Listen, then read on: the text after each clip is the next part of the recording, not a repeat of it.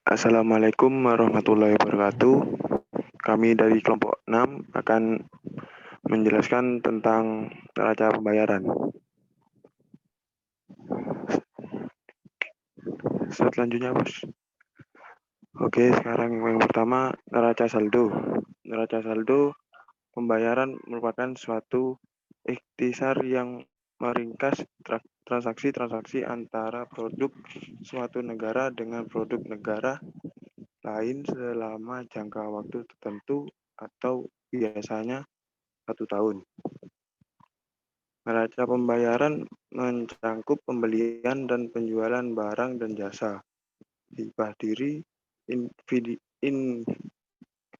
individu dan pemerintah asing, dan transaksi finansial. Umumnya, neraca pembayaran terbagi atas neraca transaksi berjalan dan neraca lalu lintas modal dan finansial, dan item finansial. Dan untuk menyusun neraca pembayaran luar negeri dan neraca pembayaran internasional, perlu dibedakan antara debit dengan transaksi. Faktor-faktor yang menimbulkan ketidakseimbangan neraca pembayaran. Yang pertama, perubahan kurs devisa, yaitu jika neraca pembayaran defisit, maka kurs valuta asing mengalami kenaikan dan kurs rupiah mengalami penurunan. Dan apabila terjadi surplus, maka kurs valuta asing mengalami penurunan dan kurs rupiah mengalami kenaikan. Yang kedua, perubahan harga, yaitu jika ekspor lebih tinggi daripada impor, berarti barang yang ada di dalam negeri sangat laku terjual di luar negeri, maka harga barang dalam negeri menjadi meningkat. Yang ketiga, perubahan tingkat pendapatan, yaitu ekspor merupakan komponen pada pendapatan nasional, sehingga berubahnya nilai ekspor akan mengakibatkan berubahnya pendapatan nasional.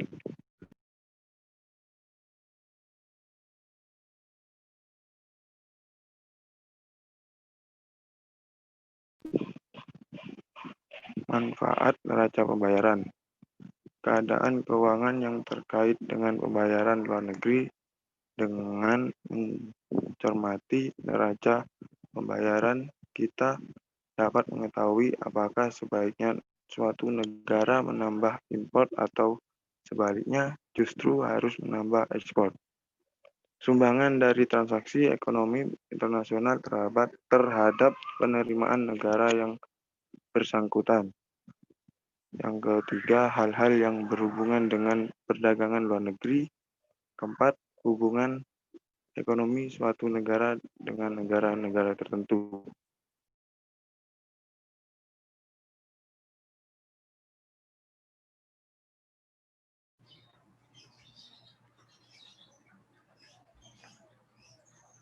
Kurs.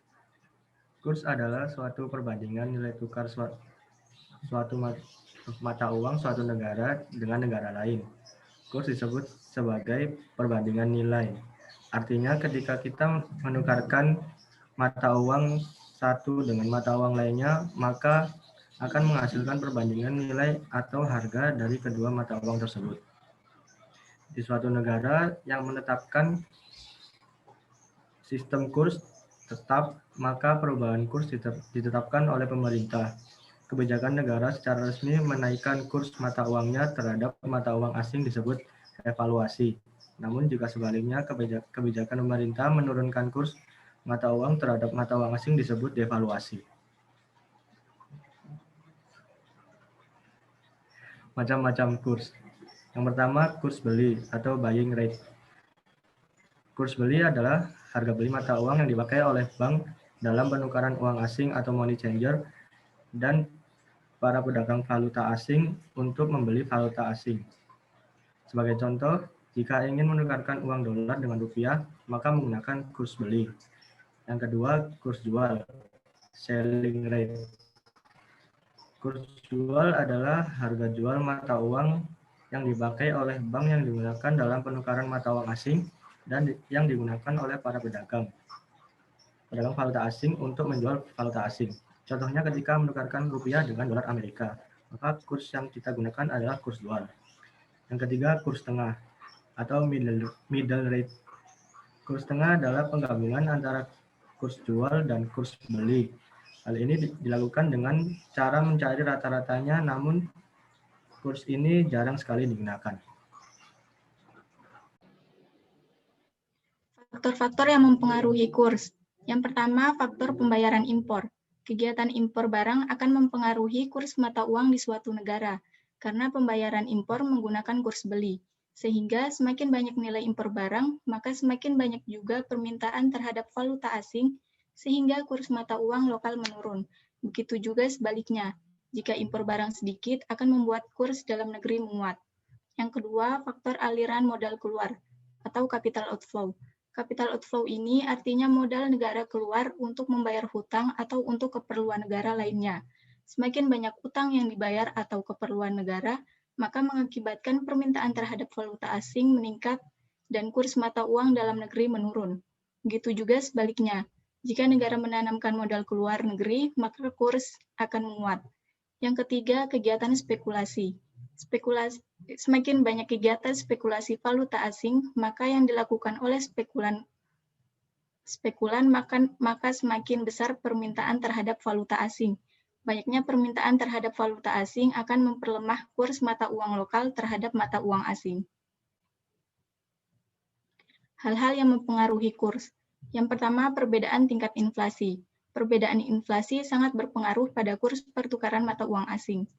Tingkat inflasi dapat menyebabkan harga-harga barang ekspor lebih mahal daripada barang impor sehingga dapat mengurangi ekspor, sedangkan jika barang impor lebih mahal dari barang ekspor justru dapat meningkatkan adanya impor dari luar negeri. Yang kedua, tingkat suku bunga. Selain tingkat inflasi, tingkat suku bunga juga dapat berpengaruh pada kurs suatu negara dikarenakan jika tingkat pengembalian investasi meningkat maka modal luar negeri akan masuk ke negara juga semakin tinggi dan permintaan atas mata uang semakin bertambah. Yang ketiga, perubahan harga. Harga akan berpengaruh pada adanya permintaan dan penawaran terhadap mata uang asing tersebut.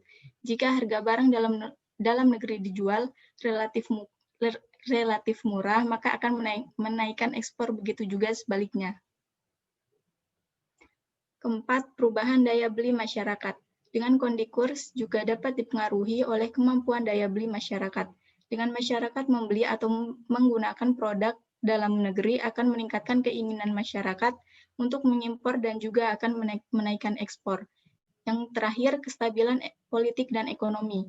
Si politik dan ekonomi suatu negara mengalami kestabilan akan mendatangkan kepercayaan investor dan bersedia menanamkan modalnya.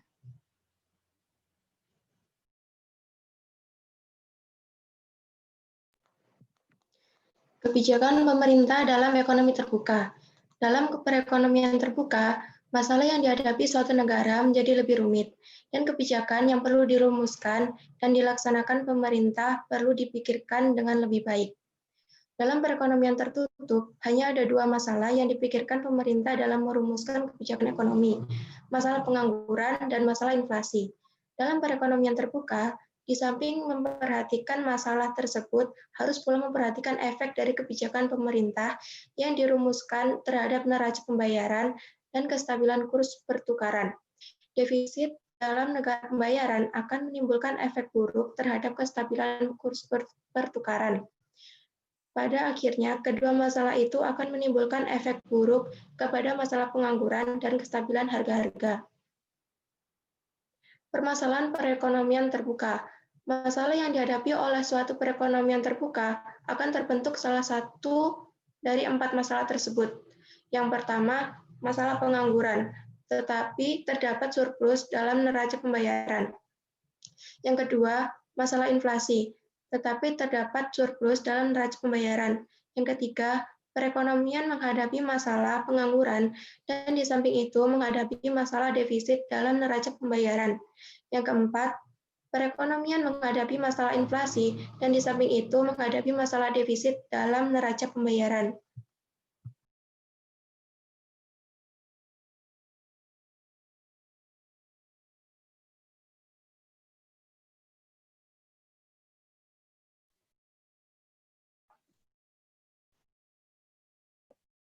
Kebijakan memindahkan perbelanjaan. Yang dimaksud dengan kebijakan memindahkan perbelanjaan adalah langkah-langkah pemerintah untuk mengatasi masalah defisit. Masalah defisit dalam neraca pembayaran yang akan mengakibatkan pertambahan ekspor dan pengurangan impor. Berikut langkah-langkah yang akan mengurangi impor dan mendorong konsumsi barang di dalam negeri. A.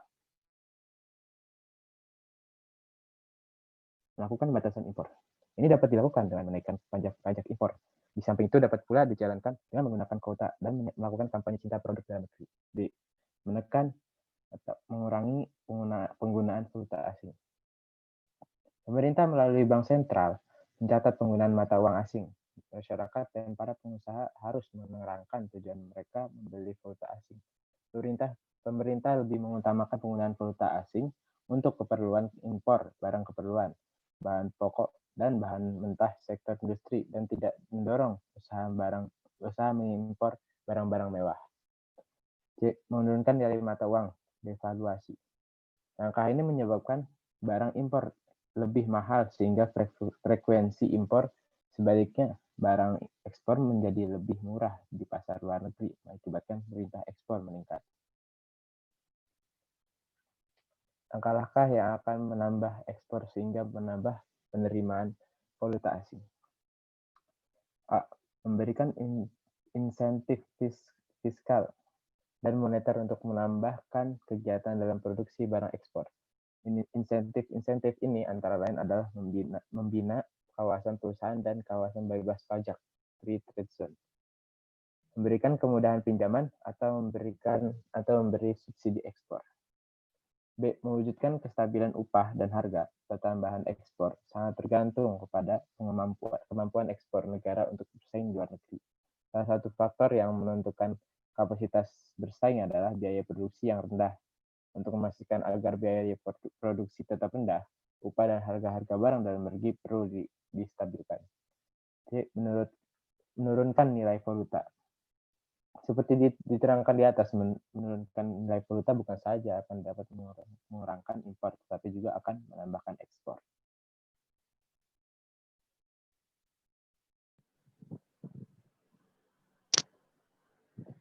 Kebijakan pengurangan pembelanjaan. Yang dimaksud dengan kebijakan pengurangan perbelanjaan adalah langkah-langkah pemerintah untuk mengatasi masalah kekurangan dalam neraca pembayaran dengan mengurangi perbelanjaan agregat dan tingkat kegiatan ekonomi negara. Kebijakan pemerintah untuk mengatasi masalah dalam neraca pembayaran dengan cara mengurangkan perbelanjaan. Hal ini dapat dilakukan apabila perekonomian telah mencapai kesepakatan kerja penuh dan di samping itu inflasi sudah terjadi. Yang kedua, dalam perekonomian terdapat defisit yang berkepanjangan dalam neraca pembayaran. Kebijakan mengurangi pembelanjaan akan menurunkan impor, akan tetapi tidak mempengaruhi ekspor. Keadaan seperti ini akan mewujudkan neraca pembayaran yang menguntungkan atau seimbang. Hal-hal yang dilakukan dalam mengurangi pembelanjaan. Yang pertama, menaikkan pajak pendapatan. Dengan kenaikan pajak ini akan mengurangi pendapatan disposable dan mengurangi konsumsi rumah tangga. Yang kedua, menaikkan suku bunga dan menurunkan penawaran uang. Tujuan ini dapat dicapai dengan menjalankan kebijakan moneter. Misalnya dengan menaikkan tingkat cadangan minimum dan menaikkan suku bunga bank, suku diskonto. Pengurangan penawaran uang dan suku bunga yang tinggi akan mempengaruhi investasi. Keadaan ini selanjutnya akan mengurangi pengeluaran agregat. Yang ketiga, mengurangi pengeluaran pemerintah karena pengeluaran pemerintah adalah sebagian dari pengeluaran agregat. Maka pengurangan pengeluaran pemerintah otomatis akan mengurangi pengeluaran agregat. Langkah ini dan langkah yang dinyatakan dalam A di atas digolongkan sebagai kebijakan fiskal.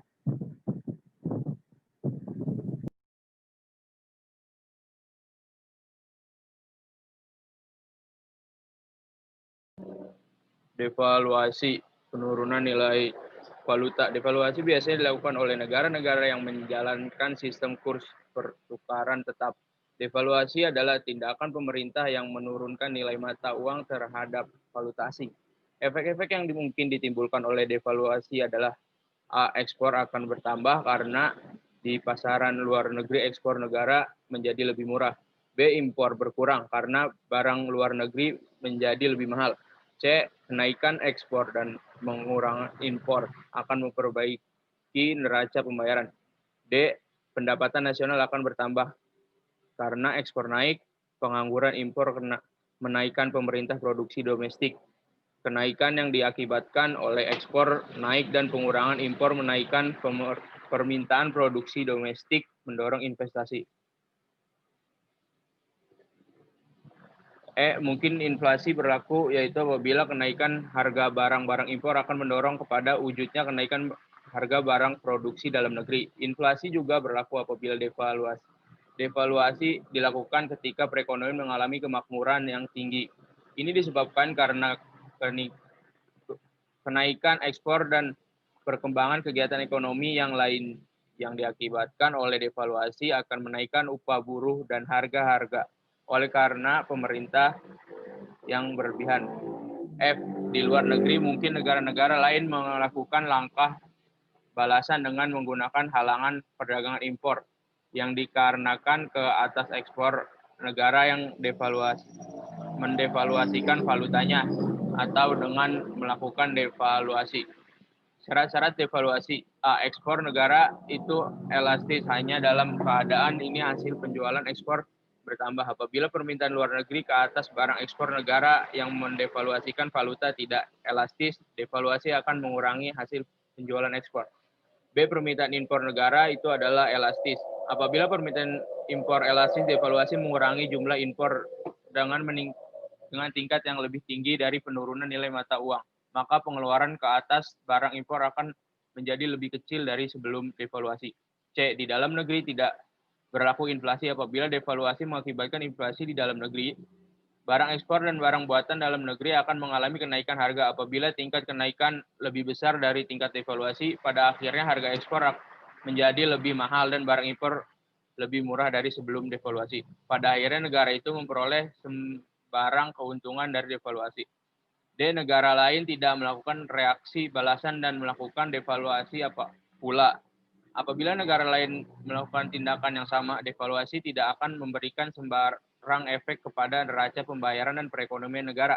Langkah seperti itu akan dijalankan apabila negara lain tersebut merupakan partner dagang yang sangat penting. Oke, sekian dari kelompok 6 atas presentasinya, kurang lebihnya mohon maaf. Assalamualaikum warahmatullahi wabarakatuh.